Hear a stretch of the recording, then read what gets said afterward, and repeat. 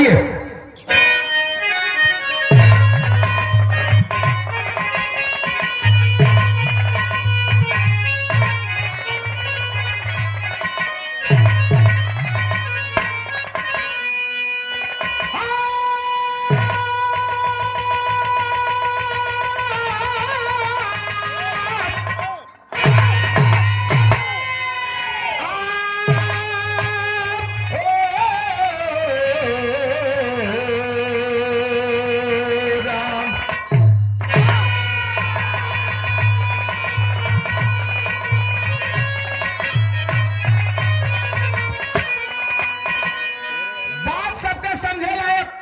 लिखले हुए आदरणीय हमारे गुरुजी कवि शिरोमणि कवि हृदय सम्राट स्वर्गीय चंद्रिका गुरुजी का लिखलन।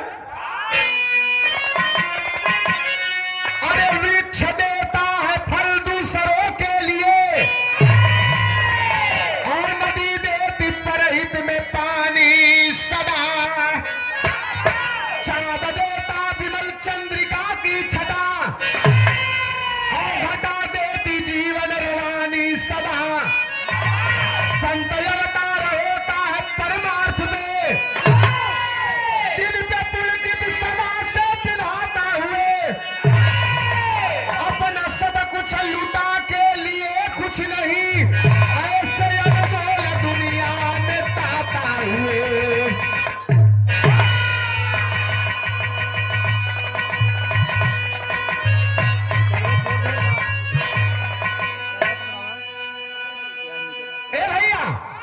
ये बड़ा धर्मधारी धरती है हिंदुस्तान के, और यही हिंदुस्तान के धरती पे एक से एक संत एक से एक ऋषि महर्षि जन्म लेहलन, और इसी धरती पे एक से एक वीर भी पैदा भइलन। एक लाइन गीत था हमरे रामदेव गुरु जी गावत रहलन, कैसे?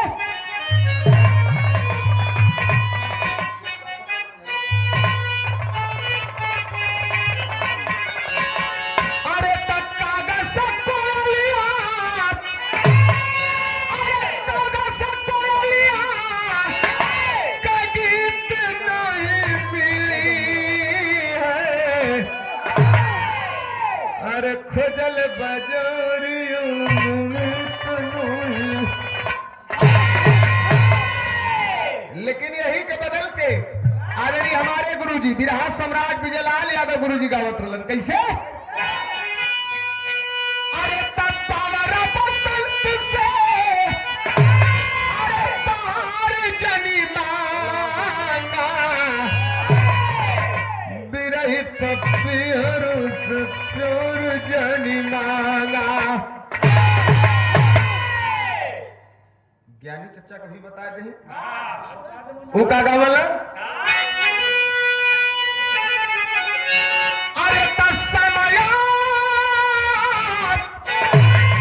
अरे समय से पानी में अरे शराब जाला,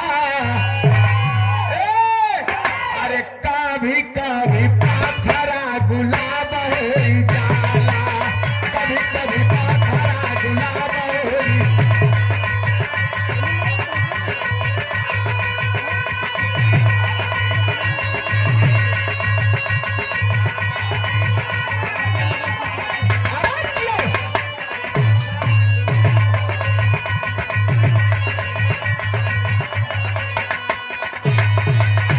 अरे वह फूल की मती होता, वह फूल की मती होता जो मंदिर में चढ़ जाता, वह फूल की मती होता जो मंदिर में चढ़ जाता है, जीवन सफल उसी का जो कहे काम में आता। कहानी कैसे हो? गुजरात प्रांत के अंदर एक दानवीर था सानी, गुजरात प्रांत के अंदर एक दानवीर था दानी, जगदेव नाम था उसका सच्चा उतार वहता। उस दानवीर की महिमा जो जसमानव गाता था, उस दानवीर की महिमा जो जसगानव माता जो था याद लाता था झोली भर के जाता था।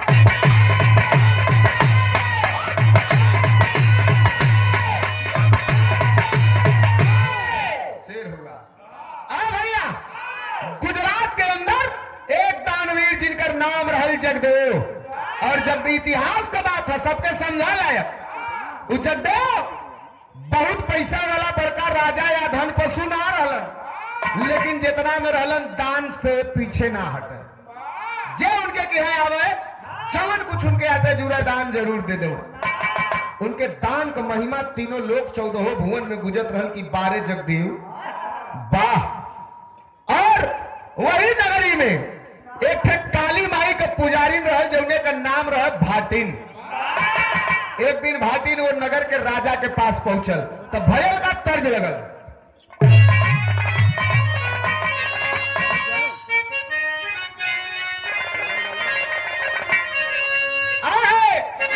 रामदेव गुरु जी का है, कैसे का है? अरे मुरवा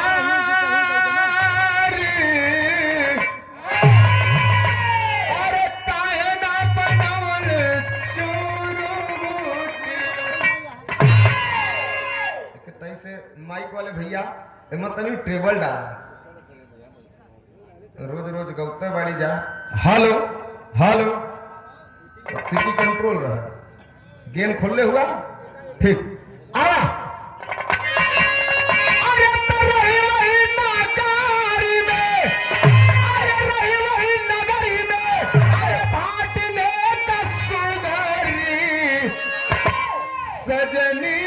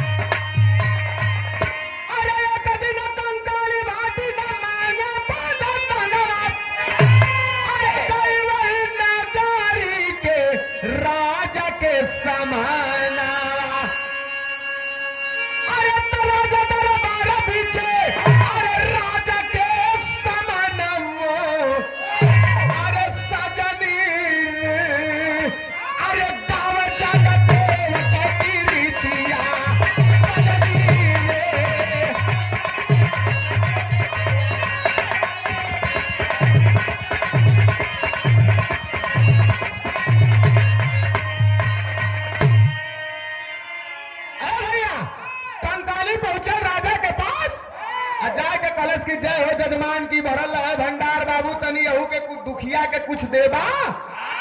राजा कहले दियाई दान जरूर, लेकिन एक ठे प्रश्न हो। कल का प्रश्न हो? कल प्रश्न यह है, प्रश्न नहीं प्रश्न जल्ला कह का प्रश्न हो?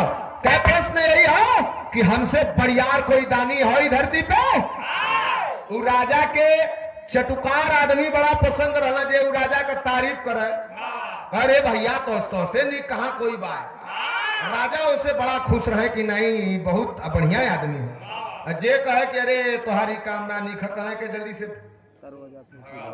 फांसी चढ़ा दा। सुन कंकाली कलश की देखा हम तोहार चटुकारिता करे ना आयल है, हमके दान दा हम चली कहे दान देव, लेकिन बताओ हमसे बड़ियार कोई दानी हो कि ना?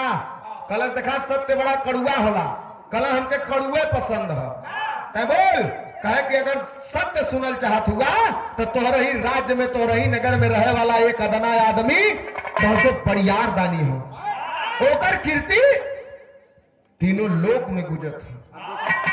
कौन है? कहे कि वह जगदेव, जगदेव दानी। राजा साहब बड़ा ठट्ठा मार के हंसलन कलन कि अरे भाटी छोट बिरादरी कही ना, सुन छोट होकर छोट की बात कर देली। बात सुन का गलत तर्ज लगल।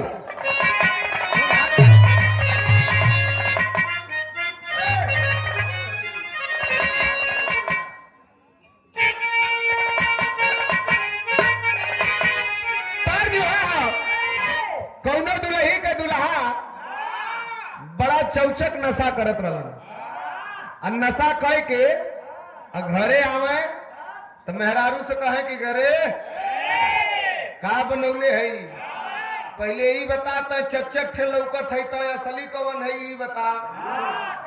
मेहरुआ कलश की का कहीं माई बाबू के कौन निबोहरा के हाथे बांध देना हम।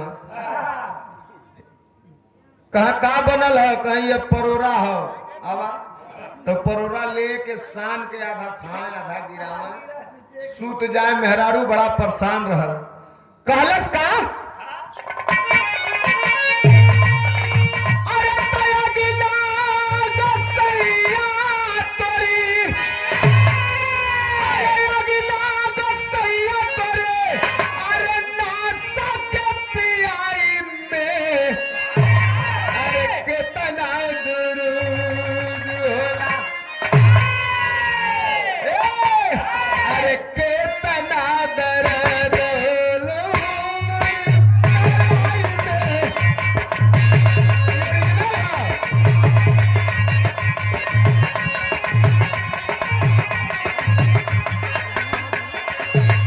लेकिन राजा गुस्सा में होकर भाटिन से कहले कि अरे भाटिन सुन का कहा, अरे तो छोट होके छोट बात, अरे कर ले उधारे के,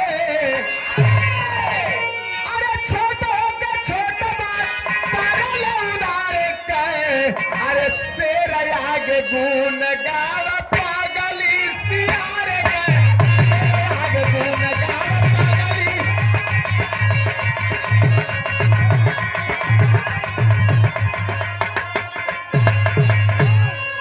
छोट होके छोट बात करत है, तरफदारी करत है का रे? अरे एक ठे बात सुन,